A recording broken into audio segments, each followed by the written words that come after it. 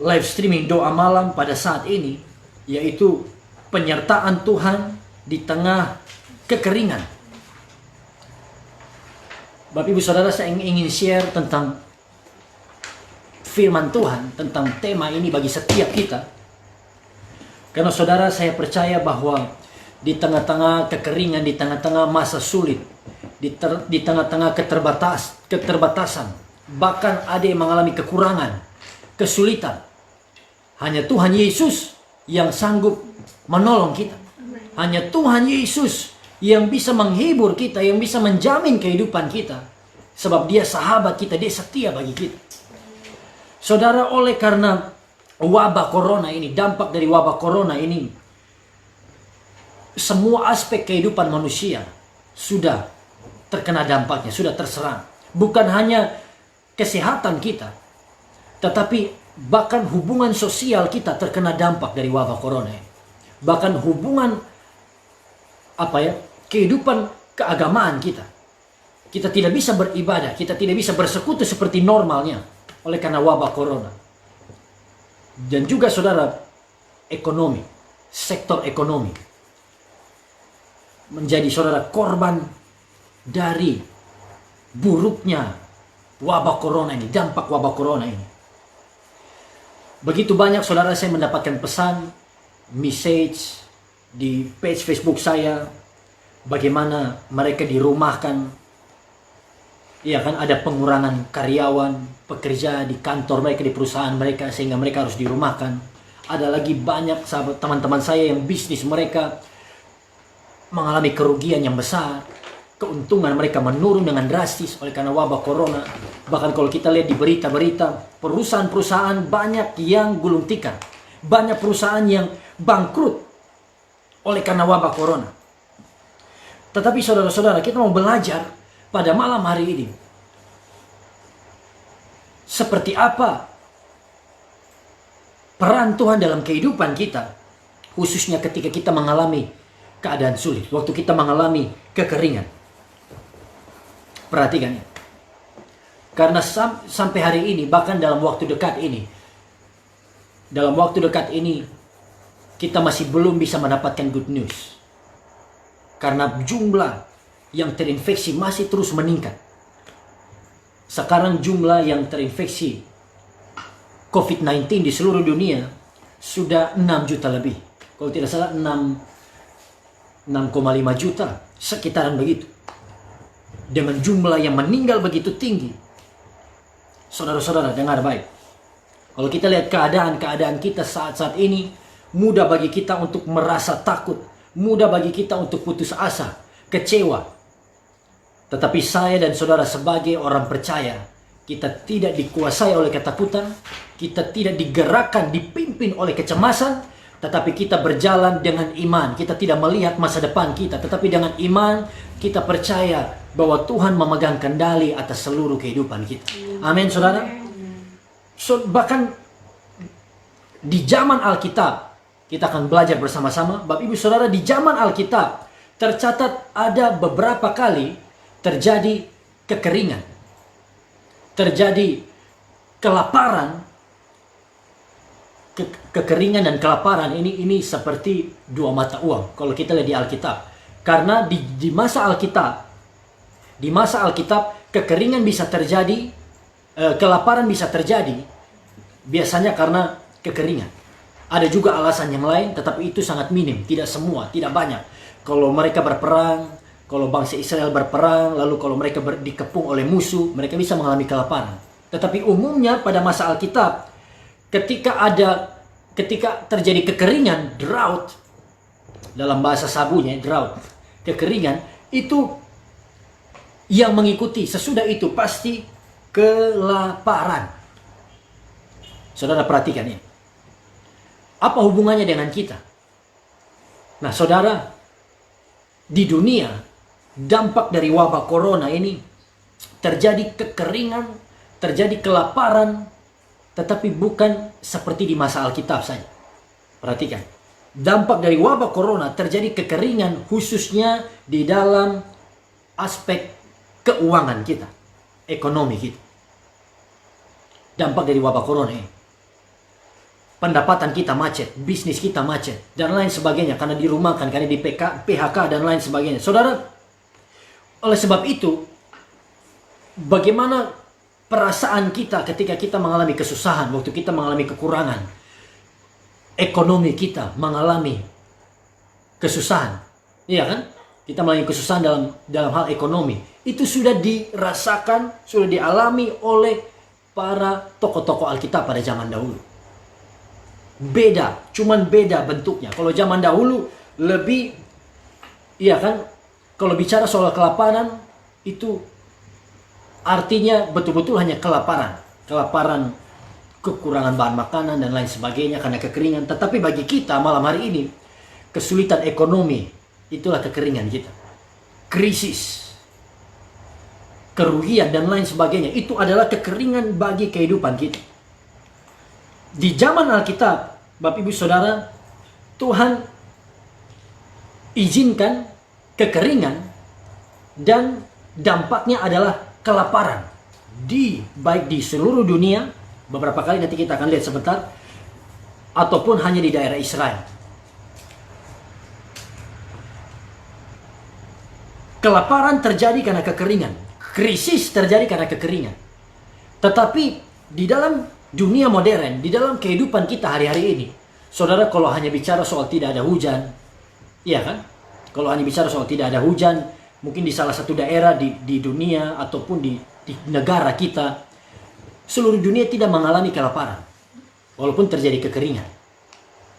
Makanya saudara, Tuhan izinkan terjadi pandemik ini. Sama-sama bilang pandemi. Tuhan izinkan pandemik ini supaya apa? Hanya dengan pandemi seluruh dunia alami kekeringan. Seluruh dunia mengalami kekurangan, shortage, krisis oleh karena pandemi. Di masa Alkitab, saudara lihat di dalam Alkitab tidak ada catatan soal pandemi di Alkitab. Tetapi cukup Tuhan izinkan kekeringan saja, kekeringan hujan saja. Oh, itu seluruh dunia zaman itu langsung krisis kelaparan. Karena sangat terbatas zaman dulu. Kalau kita sekarang, biar kekeringan kita masih bisa hidup. Cuman pandemi ini, virus corona ini begitu menyebar, tidak ada yang bisa menahan. Dan Tuhan izinkan, dengar baik, bukan Tuhan rencanakan ini, tetapi Tuhan izinkan, sama-sama bilang izinkan. Izinkan. Salah satunya juga untuk memurnikan dunia, ya kan, memurnikan kita sebagai orang percaya. Selama ini kita sudah terlena dengan kenyamanan. Bahkan orang-orang percaya hidup di dalam dosa, sombongnya luar biasa. Tetapi karena wabah corona, semua diajarkan Tuhan. Semua kita dibukakan mata bahwa apa yang ada di dunia ini, harta kita, kekayaan kita, kebanggaan kita, semua dalam waktu yang sangat singkat bisa berubah. Tetapi hanya Tuhan kita, amin, hanya janji Tuhan Yesus yang tidak akan pernah berubah dulu, sekarang, sampai selama-lamanya. Tepuk tangan dulu buat Tuhan kita. Haleluya. Nah, saudara-saudara, pada zaman Abraham juga pernah, sesudah dia dipanggil oleh Tuhan, dia pergi ke tanah Kanaan, terjadi kelaparan, terjadi kekeringan dan kelaparan di seluruh dunia. Kita buka di Kejadian 12 ayat 10. Kejadian 12 ayat 10. Kelaparan di negeri itu, terjadi kelaparan di negeri itu, di daerah Kanaan, di daerah mereka. Oleh sebab itu, Abraham pergi ke Mesir. Dan dia tinggal di Mesir sebagai orang asing. Kelaparan ada di zaman Abraham. Dan nanti saya akan lanjutkan pembahasan tentang Abraham sesudah ini. Saudara, di masa Yusuf juga. Sama-sama bilang Yusuf. Di masa Yusuf berada di Mesir, terjadi kekeringan dan kelaparan di seluruh dunia. Saudara perhatikan ini. Terjadi kelaparan, kekeringan di seluruh dunia. Tetapi saya pernah share soal Yusuf beberapa, kayaknya bulan lalu ya. Kayak bulan lalu saya share soal Yusuf. Bagaimana inti dari cerita Yusuf, sebenarnya Tuhan bukan ingin tokoh utamanya ya. Sebenarnya pesan utamanya itu, maknanya itu bukan tentang Yusuf saja. Tetapi peristiwa yang Yusuf alami semuanya berpusat untuk menyelamatkan dunia. Perhatikan ini. Yusuf dibawa ke Mesir karena Tuhan ingin pakai dia lewat Yusuf. Tuhan selamatkan dunia dari kelaparan. Yusuf dengan hikmatnya Tuhan, dia bisa mengantisipasi kelaparan itu, sehingga selama 7 tahun kelimpahan mereka sudah tabung, ya, mereka sudah tabung gandum, mereka sudah tabung bahan makanan. Kemudian waktu datang 7 tahun kelaparan, Mesirlah yang mencukupkan kebutuhan makanan seluruh dunia. Orang-orang yang datang ke Mesir pada waktu itu bisa mendapatkan makanan. Saudara dengar baik. Di zaman Yusuf ada kelaparan. Bahkan di zaman Yusuf ini seluruh dunia, sama-sama bilang seluruh dunia. Seluruh dunia. Seluruh dunia alami kekeringan, alami kelaparan. Kemudian saudara, di masa siapa lagi? Di masa Raja Ahab. Raja Ahab dan Nabi Elia. Kita perhatikan di zaman pelayanan Elia, di 1 Raja-Raja pasal yang ke-17. Tuhan, saya pernah share ini juga, bagaimana Tuhan murka oleh karena kejahatan dari Ahab, Izebel, dan seluruh bangsa Israel pada waktu itu, kerajaan utara pada waktu itu. Sehingga Tuhan izinkan kekeringan, tidak ada hujan, dan berdampak kepada kelaparan. Tidak ada hujan, kekeringan, berdampak kepada kelaparan. Bapak Ibu perhatikan baik-baik. Tetapi apa yang kita pelajari dari peristiwa-peristiwa kelaparan, kekeringan yang hebat ini? Bapak Ibu catat ini. Apa yang kita dapatkan, kebenaran apa yang kita temukan dari peristiwa-peristiwa kelaparan ini, peristiwa-peristiwa yang dahsyat ini? Saudara catat, yang pertama, kebenaran yang kita temukan dari peristiwa-peristiwa ini, yang pertama adalah Tuhan tidak pernah meninggalkan umat-umatnya. Saudara catat, Tuhan tidak pernah meninggalkan umatnya. This is the first truth. Ini kebenaran yang pertama. Ketika bicara soal krisis, ketika kita bicara soal kekeringan, kelaparan, kekeringan di dalam dunia keuangan pada hari-hari ini, di dalam bisnis kita, di dalam usaha kita, di dalam pekerjaan kita, seluruh dunia oleh karena wabah corona terjadi kekeringan. Hari-hari ini kita mulai bisa rasakan dampaknya. Mungkin waktu awal Maret, waktu Maret, waktu April, kita sudah dengar-dengar, kita sudah lockdown di seluruh Indonesia, tetapi kita belum benar-benar merasakan dampaknya. Saudara-saudara kita mungkin yang ekonominya lebih lemah dari kita, mereka sudah merasakan dari awalnya, sejak PSBB. Tetapi sekarang sudah Juni, pertengahan Juni, sudah lanjut terus. Saudara lihat, kita akan lebih lagi merasakan dampak dari wabah corona ini di dalam finansial kita, di dalam ekonomi kita. Bahkan sejak awal, waktu kami mulai mengadakan live streaming doa malam, saya juga sudah beberapa kali share tentang bagaimana apa yang harus kita lakukan di tengah wabah corona, bagaimana posisi Tuhan sebagai orang benar, bagaimana respon kita terhadap wabah corona. Saya sudah share di bagian awal. Bapak Ibu bisa nonton video-video saya yang pertama itu. Waktu saya share itu kita masih belum merasakan, kita belum terlalu rasakan dampaknya. Tetapi mungkin hari-hari ini saudara mulai rasakan. Waktu inilah kita perlu kembali dikuatkan oleh firman Tuhan. Amin. Kita perlu kembali lagi melihat janji Tuhan, pesan Alkitab untuk menguatkan kita. Dan saudara, pelajaran pertama dari peristiwa kekeringan yang terjadi di Alkitab, kesulitan, kesusahan besar yang terjadi di Alkitab adalah Tuhan tidak pernah meninggalkan umatnya. Waktu Abraham tidak jadi mempersembahkan Ishak, Tuhan tunjukkan pada Abraham sudah ada anak domba. Abraham mengatakan, Tuhan Yehova Jireh.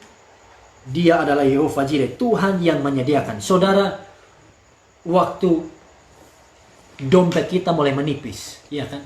Waktu pendapatan kita mulai berkurang, Saudara jangan langsung putus asa. Saudara jangan langsung kepahitan, tawar hati. Kenapa Tuhan izinkan ini terjadi? Tuhan tidak peduli dengan saya. Saudara jangan langsung marah dengan Tuhan. Tapi waktu Tuhan izinkan kesulitan, kalau engkau mengalami kekurangan, engkau dengar baik, percayalah. Tuhan, Dia adalah Tuhan yang sanggup menyediakan setiap kebutuhan kita. Dia adalah Yehova Jireh. Bahkan saya sudah share juga bagaimana Tuhan kita, salah satu namanya adalah El Roy. Tuhan, dalam bahasa Ibrani, Tuhan yang melihat, atau Tuhan gembalaku. Jadi diterjemahkan sebagai gembala kita. Tuhan adalah gembalaku. Saudara, apapun kesulitan, keadaan yang kau lalui pada hari-hari ini, jangan putus asa, tetap percaya bahwa Tuhan melihat saudara. God sees us. Tuhan lihat engkau. Dan Tuhan bukan hanya melihat, lalu Dia biarkan kita. No. Dia melihat engkau, dan Dia juga peduli dengan engkau. Dia peduli dengan setiap kita. Dia sayang dengan kita. Dia mengasihi kita. Buktinya apa? Dia berikan anaknya mati di atas kayu salib, menebus dosa dan salah kita 2000 tahun yang lalu.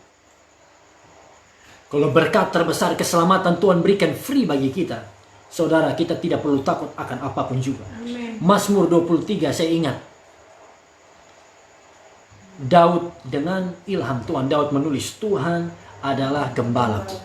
Lord is my shepherd. Saudara, ayat berikutnya mencatat, Tuhan adalah gembalaku, takkan kekurangan aku. I shall not lack. Aku tidak akan kekurangan. Kita tidak akan kekurangan. Kalau kita menjadikan Tuhan sebagai gembala kita, dan kita memposisikan diri kita sebagai domba yang mau dituntun, yang mau dipimpin, kemana gembala kita memimpin kita. Daud menulis, Ia membaringkan aku di padang rumput yang hijau. Ia menuntun aku ke air yang tenang, rumput yang hijau. Ini berbicara soal berkat jasmani. Berkat jasmani dalam kehidupan kita, kecukupan. Kita tidak perlu takut kekurangan, kita tidak perlu takut tentang apa yang harus kita makan, apa yang kita minum, apa yang kita pakai. Karena gembala kita yang baik, Dia tentu akan membawa kita ke padang rumput yang hijau. Amen. Dan gembala kita yang baik juga menuntun kita ke air yang tenang. Still water. Apa artinya air yang tenang? Inilah berkat rohani kita. Karena ini memberikan kesegaran bagi jiwa kita. Dia menyegarkan jiwa kita. Ketika keadaan tidak menentu di sekeliling kita, gembala kita memberikan kita damai sejahtera yang melampaui segala akal. Waktu keadaan semakin menakutkan ke diri kita, gembala kita yang baik memberikan saudara sukacita dalam hati kita. Berkat rohani terus menerus Tuhan limpahkan dalam kehidupan kita. Luar biasa. Saudara dengar baik. Kalau hari-hari ini engkau berada di dalam penderitaan, atau kalau saat ini engkau merasa seperti engkau ada di dalam masalah yang besar, bersiap-siaplah mengalami pertolongan Tuhan yang besar dalam kehidupan. Kita tidak perlu takut. Saudara, sebagai pengikut Yesus, inilah mental kita. Saat ada krisis, saat ada kekeringan, saat seluruh dunia khawatir, seluruh dunia tidak pasti, ekonomi dunia anjlok di sekeliling kita, saudara, sebagai orang percaya, kita tidak perlu takut, kita tidak perlu khawatir, karena Tuhanlah yang akan mencukupkan kebutuhan kita. Amen. Saudara dengar baik. Luar biasa. Firman Tuhan, bahkan Yesus katakan, rambut di kepala kita, coba semua pegang rambut, yang di rumah juga. Rambut di kepala kita, saudara, Tuhan sudah hitung. Rambut di kepala kita pun tidak ada satupun yang gugur tanpa sepengetahuan Tuhan. Saudara, suami-suami, kalau ada bapak-bapak suami-suami yang nonton, saudara sayang istrimu, menikah bertahun-tahun. Saya tanya, apa pernah saudara hitung rambut istrimu? Istrimu lagi tidur baru, iya kan? Coba berapa? 100 ribu. Ya, kan tidak ada. Kita tidak pernah hitung rambut. Tetapi saudara, Tuhan tahu bahkan sampai rambut di kepala kita pun. Amen. Apalagi keadaan keuangan kita, pasti Tuhan mengerti. Amin. Dengar baik. Tadi kita lihat Abraham alami kekeringan, kelaparan. Yusuf di zamannya seluruh dunia alami kelaparan. Elia di zamannya, di pelayanannya, seluruh Israel alami kekeringan dan kelaparan. Tetapi saudara, firman Tuhan mencatat Abraham tidak pernah mengalami kekeringan. Bahkan di pasal berikutnya, maksudnya Abraham tidak pernah kekurangan. Pasal berikutnya mencatat bahwa Abraham menjadi sangat kaya. Perhatikan. Sesudah mencatat bahwa Abraham seluruh dunia, waktu ada kelaparan di negeri itu. Pasal berikutnya mencatat Abraham sangat kaya, banyak emas, perak, dan ternaknya. Saudara percaya, bahkan di dalam krisis pun, amin, di tengah-tengah krisis karena wabah corona pun, kalau kita tetap setia, tetap taat pada Tuhan, Tuhan sanggup mencukupkan keadaanmu, amin. Yusuf, waktu kelaparan seluruh dunia, Yusuf tidak kekurangan, Yusuf tidak menderita. Justru dia yang mencukupkan kebutuhan makanan oleh bangsa-bangsa di sekitar mereka pada saat itu. Saya juga berdoa Bapak Ibu, khususnya di tengah-tengah masa corona ini, kita yang hamba-hamba Tuhan, waktu seluruh dunia sedang haus akan firman Tuhan, lapar akan roti hidup itu, Tuhan pakai saya dan saudara untuk menjadi roti hidup bagi banyak orang. Orang-orang yang tidak pernah cari Tuhan, melalui pelayanan saudara, mereka bisa mengenal Tuhan. Mereka bisa kembali kepada Tuhan. Haleluya, luar biasa. Kasih tepuk tangan dulu buat Tuhan kita. Elia tidak kekurangan. Kelaparan terjadi, kekeringan kelaparan terjadi di Israel. Tetapi saudara, Alkitab mencatat, Tuhan beri makan Elia melalui burung gagak. Burung gagak ini kan identik dengan kematian. Mereka makannya itu bangkai burung gagak. Tetapi Tuhan pakai burung ini yang identik dengan kematian untuk beri makan Elia. Karena apa saudara? Tidak ada yang mustahil bagi Tuhan untuk menolong kita. Tuhan bisa pakai segala cara untuk mencukupkan kebutuhan kita. Elia tidak mengalami kekurangan. Baca Filipi 4 ayat 19. Tuhan tidak pernah meninggalkan umatnya menderita dan kekurangan. Filipi 4 ayat 19. Allahku akan memenuhi segala keperluanmu menurut kekayaan dan kemuliaannya dalam Kristus Yesus. Saudara dengar baik, renungkan ayat ini. Percaya ayat ini. Allahku akan memenuhi segala keperluanmu menurut kekayaannya dan kemuliaannya di dalam Kristus Yesus. Kalau kita mau taruh iman kita, pengharapan kita kepada Tuhan, Dia sanggup memenuhi semua keperluan dari hidup kita. Ini yang pertama Bapak Ibu. Apa yang kita pelajari dari peristiwa-peristiwa ini? Yang pertama, Tuhan tidak pernah meninggalkan umatnya menderita dan kekurangan. Yang kedua, saudara catat, Tuhan sedang mengajarkan kita yang kuat menolong yang lemah. Saudara catat ini. Yang kuat menolong yang lemah. Kita buka di Kisah Para Rasul 11 ayat 28 sampai 30. Ini pesan Tuhan yang sangat tepat bagi kita di masa-masa ini, khususnya bagi orang percaya. Kisah Para Rasul 11 ayat 28 sampai 30. Ya, bisa dibacakan. Seorang dari mereka yang bernama Agabus bangkit dan oleh kuasa roh ia mengatakan bahwa seluruh dunia akan ditimpa bahaya kelaparan yang besar. Hal itu terjadi juga pada zaman Claudius. Lalu murid-murid memutuskan untuk mengumpulkan suatu sumbangan sesuai dengan kemampuan mereka masing-masing dan mengirimkannya kepada saudara-saudara yang diam di Yudea.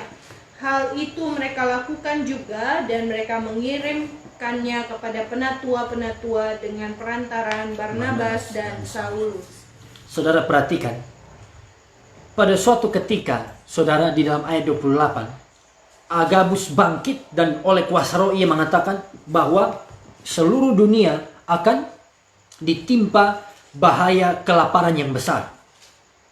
Hal itu terjadi juga pada zaman Claudius. Kalau yang pertama tadi kita lihat itu di zaman perjanjian lama. Nah, ini di zaman para rasul. Di zaman perjanjian baru. Juga terjadi kelaparan yang besar di mana saudara? Seluruh dunia. Ini berarti ini keadaan, kesulitan, kekurangan yang saya dan saudara alami hari-hari ini. Ini bukan baru pertama kali. Tetapi setiap masa mengalami hal yang sama. Amin. Bahkan kalau bicara soal pandemi, kalau saudara Google, saudara lihat coronavirus COVID-19, pandemik ini bukan yang baru-baru yang pertama di dunia, bukan saudara. Tapi sebelum COVID-19 sudah ada beberapa pandemik juga yang terjadi yang mengubah seluruh dunia. Ada Black Death, kematian hitam, pandemi pest itu juga terjadi saudara di seluruh dunia ratusan tahun yang lalu. Kemudian ada pandemi flu Spanyol, itu juga pernah terjadi. Ada pandemi karena AIDS terjadi.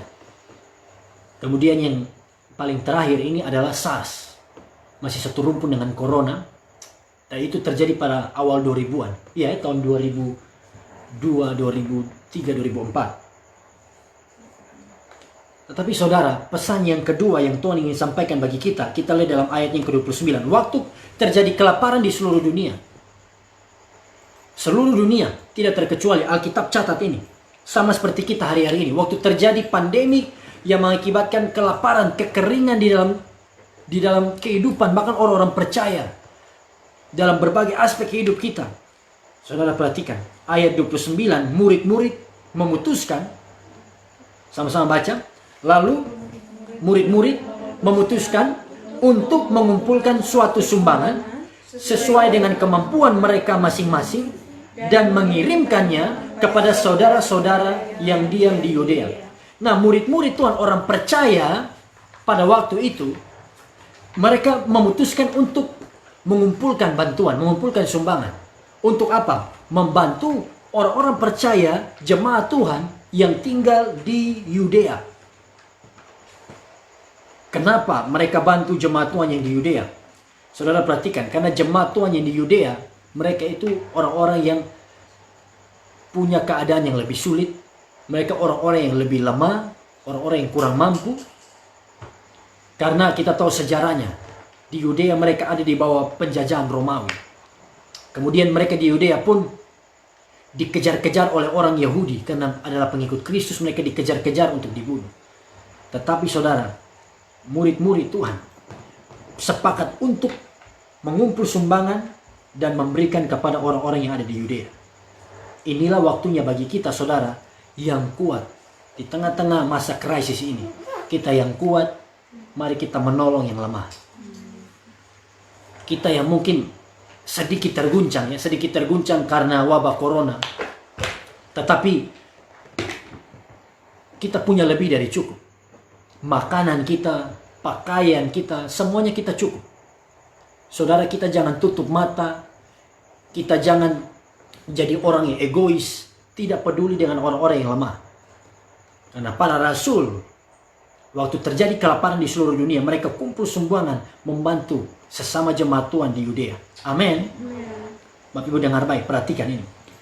Yang kuat harus menolong yang lemah. Kenapa? Kenapa kita harus saling menolong? Saudara catat, kita harus saling menolong karena semua yang ada dalam hidup kita adalah berkat pemberian dari Tuhan. Amen. Pekerjaan kita itu berkat Tuhan bagi kita. Amen. Apalagi semua gaji kita, pendapatan kita, bahkan kekuatan, kesehatan kita, jabatan kita, semua yang ada dalam hidup kita adalah pemberian Tuhan. Amen. Ada di antara saudara, apakah ada di antara bapak ibu yang lahir pegang kunci mobil Ferrari atau lahir bawa kunci mobil Fortuner? Tidak ada. Kita semua lahir telanjang, tidak bawa apa-apa. Mati pun kita tidak bawa apa-apa.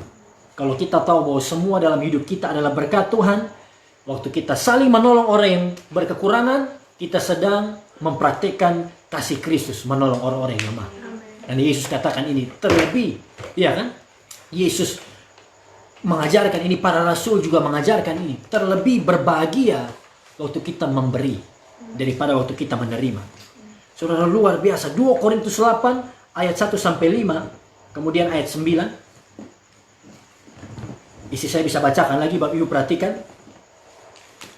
Ini adalah kata-kata dari Paulus, tanggapan dari Paulus kepada jemaat Tuhan yang punya hati untuk memberi.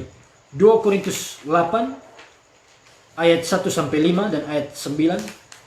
Saudara-saudara, kami hendak memberitahukan kepada kamu tentang kasih karunia yang dianugerahkan kepada jemaat-jemaat di Makedonia.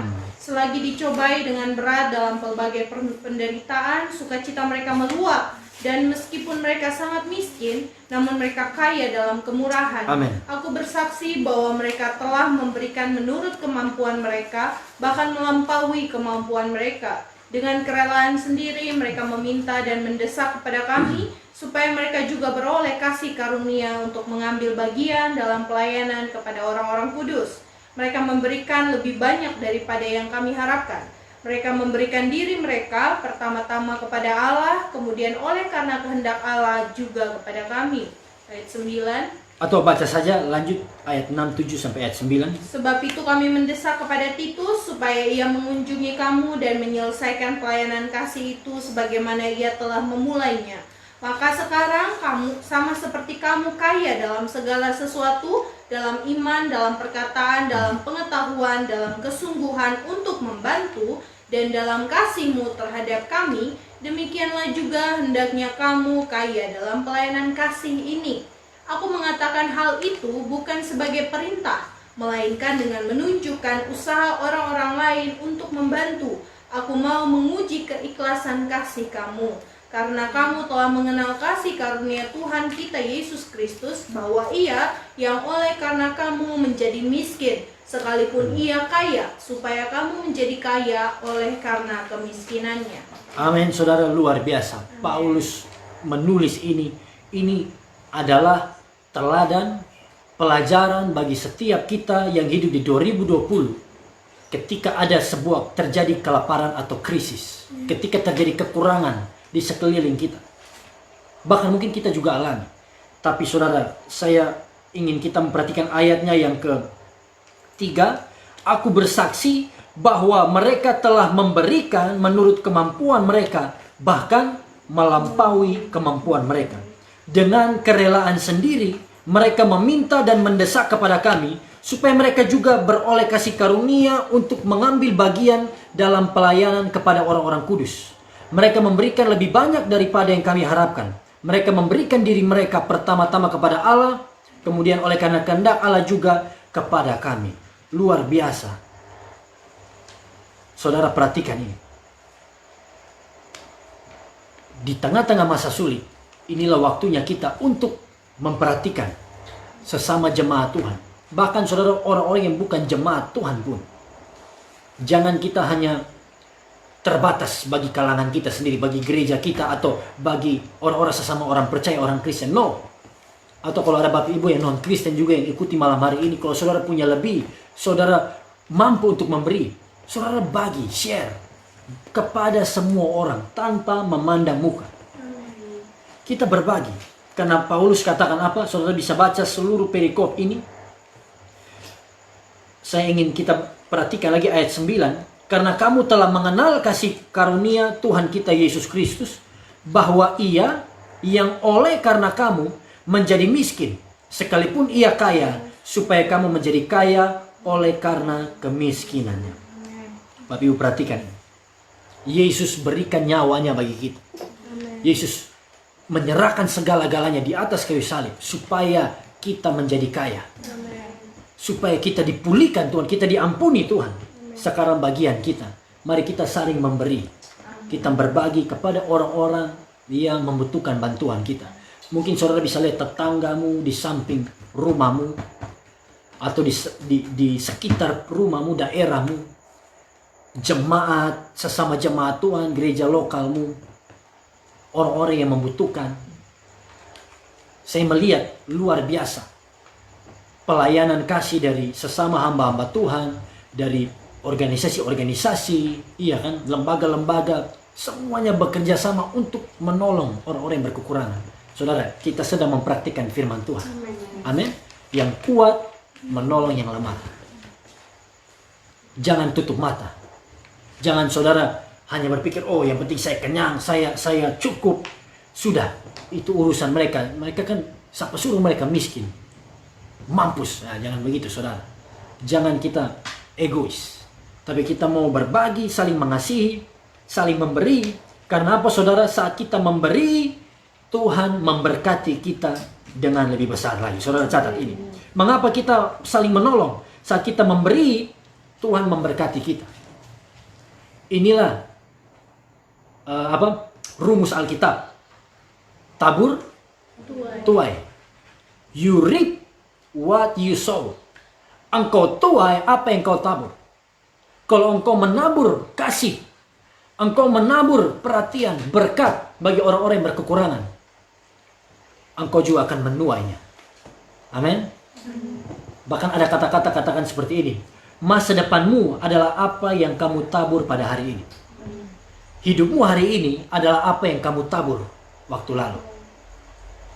Saudara ingat baik.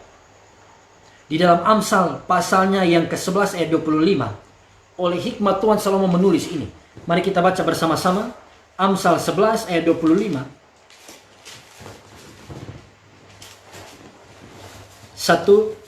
Kita baca sama-sama. 1, 2, 3. Siapa banyak memberi berkat, diberi kelimpahan. Siapa memberi minum, ia sendiri akan diberi minum. Siapa yang banyak memberi berkat, diberi kelimpahan. Khususnya di tengah pandemi corona ini, di tengah-tengah krisis di seluruh dunia.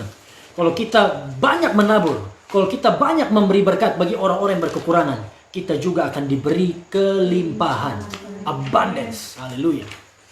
Bahkan Salomo juga pernah menulis, dia katakan begini. Satu ayat sebelumnya, ayat 24. Amsal 11 ayat 24. Ada yang, baca sama-sama. Ada yang menyebar harta, tetapi bertambah kaya. Ada yang menghemat secara luar biasa, namun selalu berkekurangan. Saudara, matematika surga adalah banyak memberi, engkau akan banyak menerima. Tetapi matematika surga, kalau engkau, orang Kupang bilang, kakek, kanik, tidak mau memberi, hanya mau ambil buat diri sendiri. Kakek, saudara bisa cari di Google Translate, nanti keluar artinya. Nah, pelit maksudnya kakek, sekikir itu, pelit. Siap lihat, ada yang hemat secara luar biasa. Ini kan cuma kata-kata lembut, hemat. Padahal kikir. Ada yang hemat secara luar biasa, tetapi selalu berkekurangan. Di dalam Tuhan, rumus surga adalah waktu saudara kikir, saudara malas, saudara tidak mau memberi, engkau akan selalu berkekurangan. Pilih mana? Kalau sistem dunia, hemat, rajin pangkal, pandai, hemat pangkal, kaya. Tetapi kalau sistem surga, jangan lupa itu peribahasa. Tapi kalau sistem surga saudara, banyak memberi, menyebar harta, bertambah kaya. Yang hemat secara luar biasa, selalu berkekurangan. Kita akan menuai apa yang kita tabur. Marilah, Bapak Ibu Saudara, pesan Tuhan bagi kita di tengah-tengah kekeringan ini. Kita banyak memberi, seperti jemaat mula-mula. Kita saling membagi, saling memperhatikan. Kita sudah tahu Tuhan tidak pernah tinggalkan kita. Tuhan selalu cukupkan setiap kebutuhan kita. Tuhan peduli dengan kehidupan kita. Kita tidak perlu takut, tidak perlu khawatir. Saudara, saya ulang-ulang katakan bahwa khususnya di tengah-tengah masa-masa ini, kunci supaya saudara tetap bahagia, ya kan, kunci supaya saudara tetap ada di dalam damai sejahtera adalah saudara jangan berharap yang terlalu tinggi. Saudara atur ulang ekspektasimu. Atur harapanmu, jangan berharap tinggi-tinggi, jangan saudara berharap seperti seolah-olah tidak ada wabah corona. Tetapi saudara lihat keadaan yang terbatas karena wabah corona ini. Yang menjadi mental kita adalah ada makanan, ada pakaian, kita merasa cukup. Kita cukupkan diri kita dengan apa yang ada. Tidak perlu khawatir, tidak perlu apalagi menyesal. Kenapa pendapatan saya, keuntungan saya menurun sedrastis ini? Saudara tidak perlu khawatir, tidak perlu menyesal. Inilah waktunya Tuhan. Tuhan sedang mengajarkan semua kita, seluruh dunia. Kita melihat jalan Tuhan. Tuhan mengajarkan kita bahwa segala sesuatu bisa berubah dengan cepat. Dan hanya Tuhanlah yang harus menjadi sandaran terutama dalam hidup kita. Tuhan yang menjadi penopang kita, jaminan kita. Kita belajar seperti bangsa Israel. Waktu di padang gurun, di kekeringan, mereka mengeluh, tidak ada makanan, tidak ada daging seperti di Mesir. Tuhan memberikan mereka apa? Mana. Dalam kitab Ulangan, Musa menulis dengan ilham Tuhan. Tuhan membawa mereka makan mana di padang gurun untuk merendahkan hati mereka. To humble themselves, untuk merendahkan hati mereka, dan mereka sadar bahwa mereka, bahkan kita pun, kita hidup bukan karena roti, ya, tapi kita hidup karena firman Tuhan yang diucapkan dalam kehidupan kita. Yang mengambil banyak tidak kelebihan, yang mengambil sedikit tidak kekurangan. Itulah pesan mana di padang gurun bagi kita. Cukupkan diri kita dengan apa yang ada. Atur ulang ekspektasi kita, jangan berharap lebih, jangan kecewa kalau dapat sedikit. Dengar baik, ini proses Tuhan. Sesudah kesulitan, sesudah masa sulit ini, kita berdoa, tentu kita berdoa secepatnya Tuhan angkat wabah ini. Tetapi kita juga bersiap-siap. Kalau belum terangkat wabah ini, ya kan? Kalau masih terus ada, kalau kita semakin sulit, semakin rugi dan lain sebagainya, kita tidak lagi kecewa karena Tuhan selalu mencukupkan kebutuhan kita. Amin, saudara. Tuhan peduli dengan kita, Dia sayang dengan kita, Dia tidak akan meninggalkan kita hancur oleh karena masalah kita, khususnya di dalam ekonomi dan keadaan finansial kita. Tetap memandang pada Tuhan, berserah kepada Tuhan, Dia akan mencukupkan kebutuhan kita. Ada pertanyaan? Oh iya, saya hampir lupa ya. Ini ada pertanyaan di komentar. Ini pertanyaan dari Suyono. Ada Pak Suyono. Bapak Ibu yang mau bertanya, saudara share pertanyaanmu di kolom komentar di Facebook supaya saya bisa menjawab pertanyaan dari saudara Suyono. Pak Pendeta, kenapa orang non-Kristen selalu bilang bahwa Tuhan Yesus itu bukan Tuhan? Terima kasih. Ini pertanyaannya.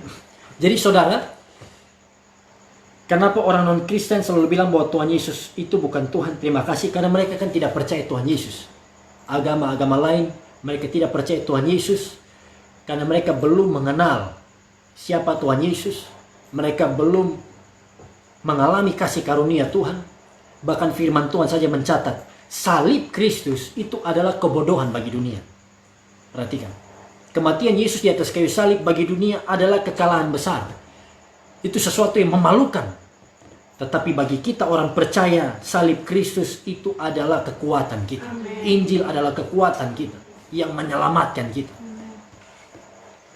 Bagian saya dan saudara beritakan Injil. Kalau mereka tidak percaya pada Tuhan Yesus, mereka tidak mau terima Injil, itu bagian mereka sendiri. Itu keputusan pribadi mereka. Tetapi yang saya tahu, orang yang percaya Yesus, terima Yesus sebagai Tuhan, Roma 10 ayat 9. Ya, siapa yang percaya dalam hati, mengaku dengan mulutnya bahwa Yesus adalah Tuhan, akan diselamatkan. Puji Tuhan.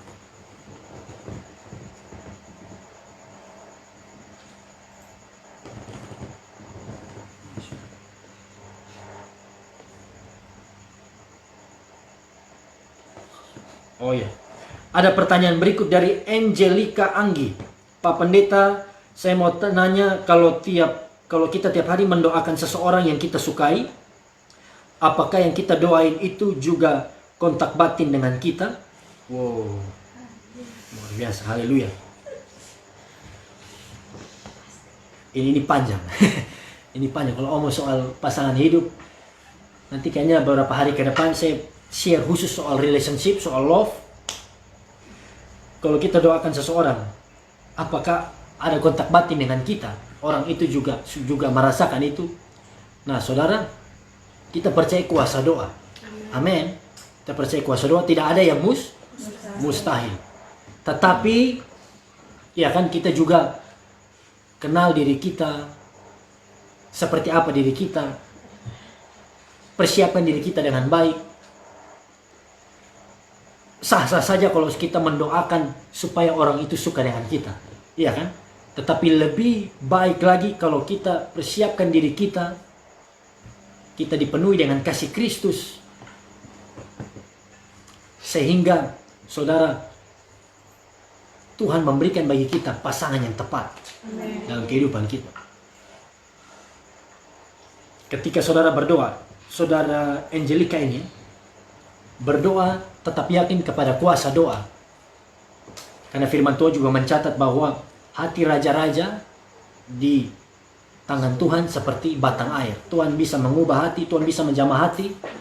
Amin. Tapi jangan sampai kita pakai ini ayat supaya kita berdoa terus buat itu orang, tapi kita tidak persiapkan diri jadi pasangan yang baik. Amin. Jadi mungkin itu saja sedikit dari saya share. Tetapi jangan anggap remeh kuasa doa. Tetap berdoa, Tuhan sanggup menjamah hati, Tuhan sanggup menolong kita apapun pergumulan doa kita. Baik, puji Tuhan.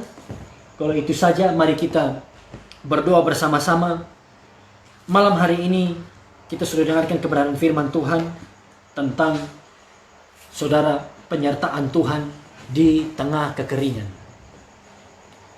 Kita mau berdoa bersama-sama khususnya bagi Bapak Ibu Saudara yang mengalami kesulitan secara finansial oleh karena wabah corona ini.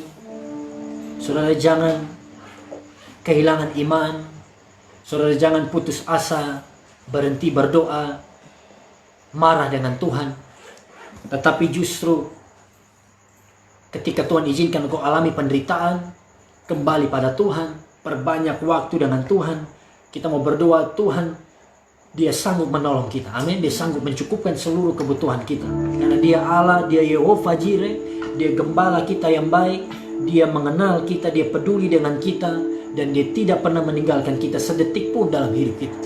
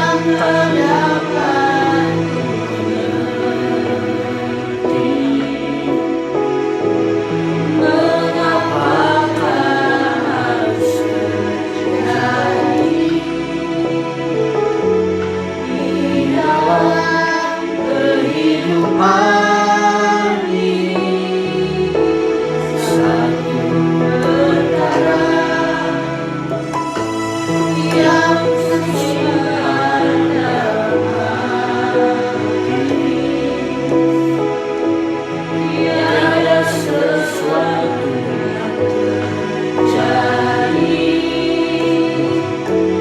tanpa Allah mengerti. Angkat tanganmu, katakan Allah mengerti. Allah mengerti. Allah peduli segala persoalan yang kita hadapi.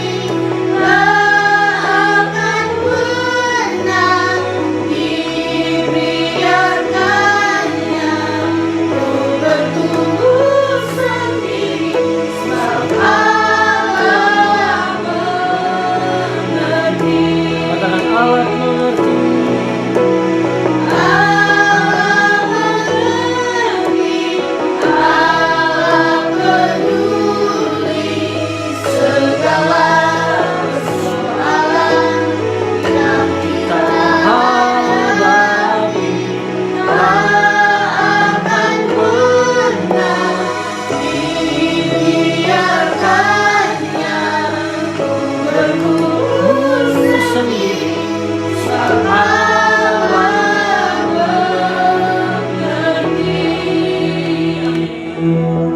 Saudara, percayalah saudara bahwa seperti yang kita sudah pelajari malam hari ini, Abraham lalui masa-masa kelaparan di negerinya, tetapi dia keluar menjadi orang yang diberkati Tuhan luar biasa. Yusuf mengalami masa kelaparan di seluruh dunia, tetapi Yusuf diangkat Tuhan menjadi Perdana Menteri. Lewat kehidupannya, lewat pekerjaannya, dia mencukupkan semua kebutuhan dari dunia yang kelaparan pada saat itu. Elia sempat mengalami masa kekeringan, kelaparan, tapi Tuhan pakai burung gagak beri dia makan. Bahkan janda di Sarfat pun waktu melayani Elia, tepung dan minyaknya tidak pernah habis. Kita percaya bahwa Tuhan yang kau dan saya sembah, Dia Tuhan yang mengerti keperluan kita, dan Dia Tuhan yang sanggup mencukupkan keadaan kita. Saya ingin berdoa khususnya buat saudara-saudara yang mengalami pergumulan di dalam pekerjaan, engkau yang dirumahkan, engkau yang mengalami kesulitan finansial, engkau dengan keluargamu pada malam hari ini, angkat hatimu kepada Tuhan. Saya ingin berdoa bagi bapak ibu saudara. Tuhan, engkau melihat setiap kami pada malam hari ini. Bukan sebuah kebetulan kami mengikuti live streaming ini, tetapi kami ada malam hari ini ya Tuhan, terbuka semuanya di hadapan. Dan kami sudah dengarkan kebenaran firman-Mu ya Tuhan. Engkau Tuhan kami yang baik bagi kami. Engkau Tuhan kami yang tidak pernah meninggalkan orang-orang yang Kau pilih, orang-orang yang berharap kepadamu. Kami berdoa dalam nama Tuhan Yesus Kristus, berkat dari surga, persediaan dari Tuhan menjadi bagian dari setiap kami malam hari ini. Berkat Tuhan tercurah bagi kami dalam nama Yesus Kristus. Kami percaya kami tidak kekurangan. Kami mampu dicukupkan oleh Tuhan. Kami bisa memiliki kecukupan karena Tuhan menyertai kami dan Tuhan memberkati kami di dalam nama Tuhan Yesus Kristus. Bahkan kalau kami pun dirumahkan, kalau perusahaan kami bangkrut dan lain sebagainya, kami percaya Tuhan sanggup membelah laut merah ya Tuhan. Engkau sanggup menurunkan mana dari langit. Mujizat Tuhan sanggup terjadi dalam kehidupan kami dalam nama Yesus Kristus. Terima kasih ya Tuhan, terima kasih ya Bapa. Hamba berdoa buat setiap kami tidak perlu takut, kami tidak perlu khawatir. Tuhan sendiri menjadi bagian kami. Haleluya, haleluya.